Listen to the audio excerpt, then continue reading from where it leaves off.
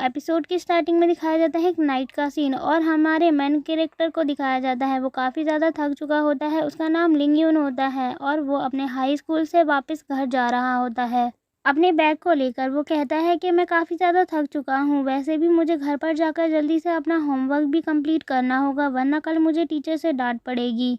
और वो साइकिल चलाकर अपने घर वापस जा रहा होता है। सामने से एक ट्रक आता है और ट्रक उससे आकर टकरा जाता है, जिसकी वजह से वो नीचे गिर जाता है और घायल हो जाता है। लिंग यून बहुत ज़्यादा बुरी तरीके से घायल होता है और ज़मीन पर पड़ा हुआ होता है। वो बेहोश होता है, उसका चश्मा भी टूट चुका होता है। और तभी दिखाया जाता है एक बंदा जिसने उसे टक्कर मारी थी।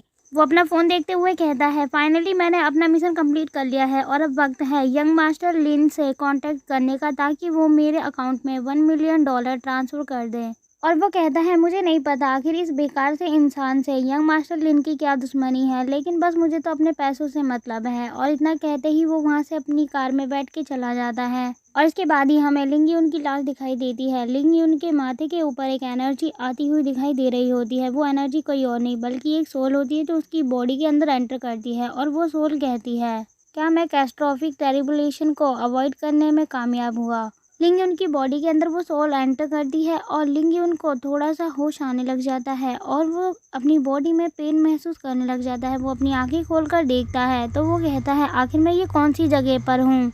और उसे लिंग यून की लाइफ के बारे में पता चलता है। उसकी क्लासमेट काओ सेन उसका मजाक बनाते हुए कहती है कि तुम्हें तो बस 30 मार्क्स मिले हैं, तुम एक पिग हो, वो भी बहुत ज़्यादा मोटे।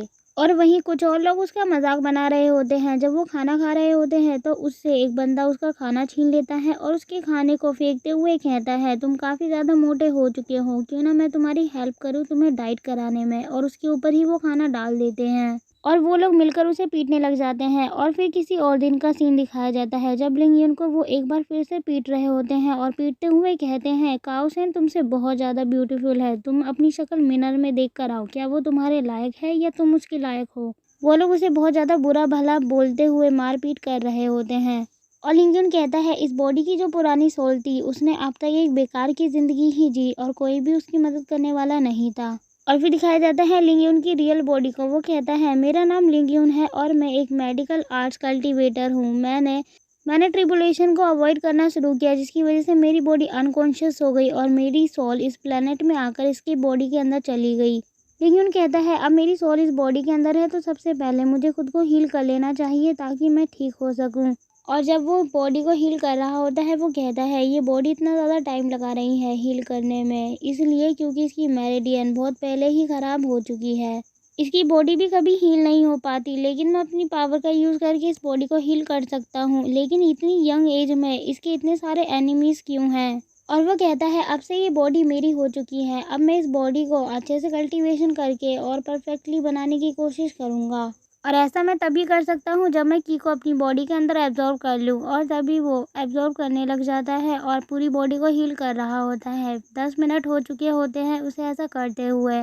अगर एक बार तुम्हारी बॉडी स्ट्रॉन्ग बन जाती है तो मैं ज़रूर तुम्हारा बदला लूँगा। और ये बोलते हुए उसे कल्टीवेशन करते हुए अब 1 घंटा हो चुका होता है। तभी वो बहुत तेज़ी से चिल्लाता है और वो कहता है, आखिर ये कौन सी बेकार सी जगह है, इस वर्ल्ड के अंदर कोई भी की मेरी बॉडी के अंदर एब्जॉर्ब नहीं हो रही। और ये बोलते हुए वो बहुत ज़्यादा शांत हो जाता है। वो निराश होते हुए कहता है, इसका मतलब ये है कि मुझे फिर से कल्टीवेशन करना होगा और जिस रिल्म पे मैं पहुंचा था वो सारे रिल्म मुझे फिर से अचीव करने होंगे। और वो सारी चीज़ें जो मैं पहले कर चुका हूँ वो सारी चीज़ों को मुझे फिर से दोहराना होगा।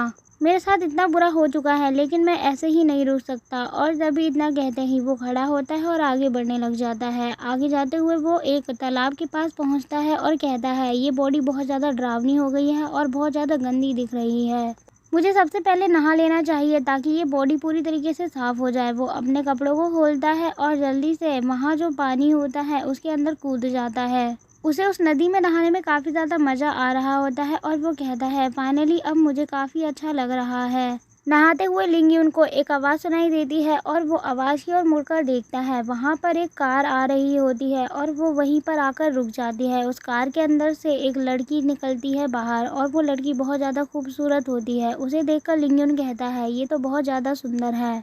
वो लड़की तेज़ी से भागती हुई आ रही होती है और लिंग्यून की आंखें उसी पर टिकी होती है। वो लड़की नदी के किनारे आकर वॉमिटिंग करने लग जाती है। उस लड़की को वॉमिटिंग करने के बाद खांसी होने लग जाती है और तभी उसका ध्यान भटक जाता है और उसका पैर वहीं पे स्लिप होने लग जाता है, जिसे देखकर लिंग्यून काफ़ी ज़्यादा डर जाता है और वो कहता है, ज़रा संभल के अपना ध्यान रखो। इतना कहते ही वो उसे बचाने के लिए आ रहा होता है जल्दी जल्दी तैरते हुए, लेकिन वो लड़की पानी में गिर चुकी होती है और वो कहती है, प्लीज़ मुझे बचा लो, क्योंकि उस लड़की को तैरना नहीं आता है और वो सांस भी नहीं ले पा रही होती है। वो डूबने वाली होती है, लेकिन तभी लिंग्यून उसके बहुत ज़्यादा पास आ जाता है और उसके हाथों को पकड़ के उसके करीब आ जाता है और उसे बचाने के लिए उसे पानी से बाहर निकाल रहा होता है। तभी इस लड़की को रियलाइज़ होता है कि लिंग्यून उसके बहुत ज़्यादा पास है, तो वो उसे कहती है, तुम मुझसे दूर हटो और मुझे जाने दो। क्योंकि लिंग्यून ने उसकी कमर को भी पकड़ा होता है, इसीलिए उसे और भी ज़्यादा गुस्सा आ रहा होता है और वो लड़की उसे थप्पड़ मारने लग जाती है दूर हटाने के लिए। तभी लिंग्यून अपने मन में कहता है, मुझे सबसे पहले इस लड़की को शांत कराना होगा। और लिंग्यून अपने एक हाथ को उसके पीछे ले जाता है और उसके दोनों हाथों को पकड़ लेता है और एक हाथ से उसके मुंह को पकड़ लेता है ताकि वो इतना ज़्यादा चिल्लाए ना। और लिंग्यून उसके मुंह को बंद करते हुए कहता है कि मैं कोई बुरा इंसान नहीं हूँ, मैं ही हूँ जिसने तुम्हारी जान बचाई है। लिंग्यून अपने मन में कहता है, क्या मैं सच में कोई बुरा इंसान नहीं हूँ? वैसे ये पोजीशन हम दोनों की है वो काफ़ी ज़्यादा अच्छी है। तभी वो उस लड़की से कहता है, अगर तुम चिल्लाओगी नहीं तो फिर मैं तुम्हारे मुंह को बंद नहीं करूँगा और तुम्हें छोड़ दूँगा, और जो तुम बोलना चाहती हो मैं तुम्हें बोलने का भी मौका दूँगा। इतना कहते ही वो उसके मुँह को छोड़ देता है। वो लड़की उससे कहती है, सबसे पहले मुझे यहाँ से बाहर निकालो, मैं ज़मीन पर जाना चाहती हूँ। तभी लिंग्यून उस लड़की की बात मान लेता है और वो उसे अपने गोद में उठाकर पानी से बाहर निकालने की कोशिश कर रहा होता है, लेकिन जब वो उसे अपनी गोद में उठाता है तो वो लड़की डर जाती है और कहती है, आगे तुम ये क्या कर रहे हो? मुझे ऐसे क्यों पकड़ा हुआ है तुमने? मैं तुम्हें अपनी गोद में उठाकर ज़मीन पर ले जा रहा हूँ। अगर तुम्हें स्विमिंग आती है तो तुम खुद ही स्विमिंग करके चली जाओ। वो लड़की कहती है, नहीं थैंक यू मुझे ऐसे ले जाने के लिए। लिंग्यून उसे धीरे धीरे करके पानी से बाहर निकाल देता है और किनारे पर ले आता है और वो उस लड़की को वहाँ पर छोड़कर वापस पानी में नहाने के लिए चला जाता है। वो लड़की उससे कहती है, क्या तुम बाहर नहीं आओगे? लिंग्यून उससे कहता है, एक मैन और वूमेन इतनी रात में अकेले, वो भी हमें एक साथ रहते हुए 1 घंटा हो चुका है। मुझे नहीं लगता कि हमें एक साथ रहना चाहिए, और अगर मैं वहाँ पर आता हूँ तो ये मोमेंट काफ़ी ज़्यादा डरावना हो सकता है, इसीलिए मैं यहीं पर रहूँगा और वहाँ पर मेरे कुछ कपड़े हैं। पैंट को छोड़कर तुम जो चाहे वो पहन सकती हो, क्योंकि तुम्हें ठंड भी लग सकती है।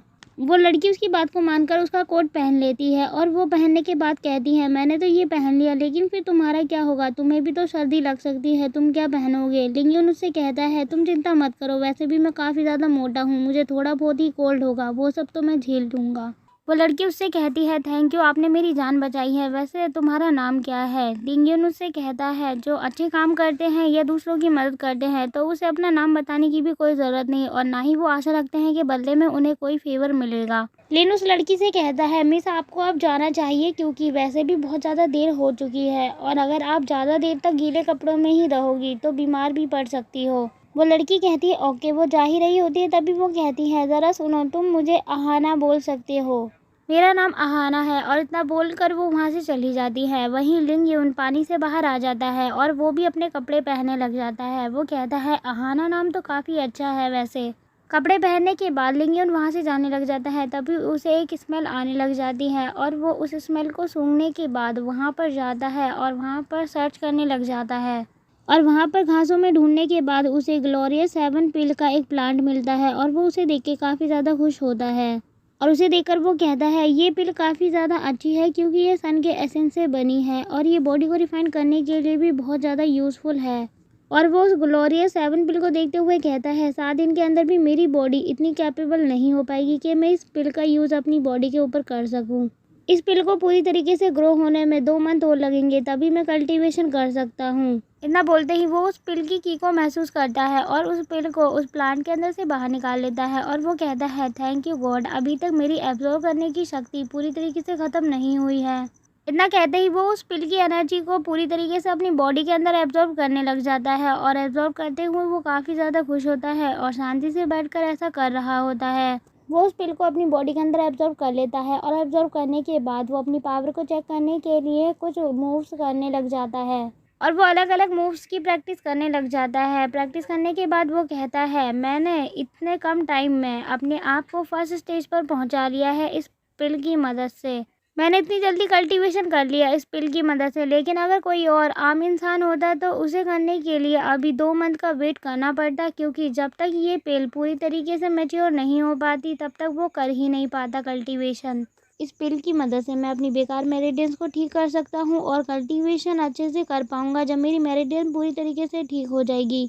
स्ट्रॉन्ग होने के बाद मैं उन लोगों से अपना बदला लूँगा जिन लोगों ने मेरे साथ बहुत बुरा किया है। मैं किसी को भी नहीं छोड़ूंगा। और इसके साथ ही एपिसोड यहीं खत्म होता है। थैंक्स फॉर वॉचिंग गाइस, और कमेंट में बताएं आपको ये वीडियो कैसी लगी। अगर आप इसका नेक्स्ट एपिसोड देखना चाहते हैं तो उसके लिए आपको थोड़ा वेट करना पड़ेगा, वो मिल जाएगा आपको हमारे चैनल पर जल्द ही।